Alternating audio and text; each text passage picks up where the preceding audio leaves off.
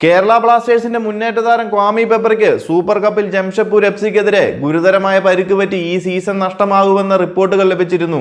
ഇപ്പോഴത്തെ കേരള ബ്ലാസ്റ്റേഴ്സ് ഒഫീഷ്യലായി തന്നെ പെപ്പറയുടെ പരിക്ക് സ്ഥിരീകരിച്ചിരിക്കുകയാണ്. ഈ സീസണിൽ കളിക്കാൻ സാധിക്കില്ല എന്നുമാണ് ബ്ലാസ്റ്റേഴ്സ് ഒഫീഷ്യലായി ആരാധകരെ അറിയിച്ചത്. സീസണിന്റെ തുടക്കത്തിൽ പറയത്തക്ക മികച്ച പ്രകടനം ഒന്നും കാഴ്ചവെക്കാത്ത താരം അവസാനം 1-2 മത്സരങ്ങളിലായി മികവ് പുറത്തെടുത്തു വന്നപ്പോഴാണ് പരിക്കിന്റെ പിടിയിലായത്. ISLന്റെ രണ്ടാം പാദ മത്സരങ്ങൾ തുടങ്ങാനിരിക്കുമ്പോൾ ഈ വാർത്ത ബ്ലാസ്റ്റേഴ്സിനെ സംബന്ധിച്ച് തിരിച്ചടി തന്നെയാണ്.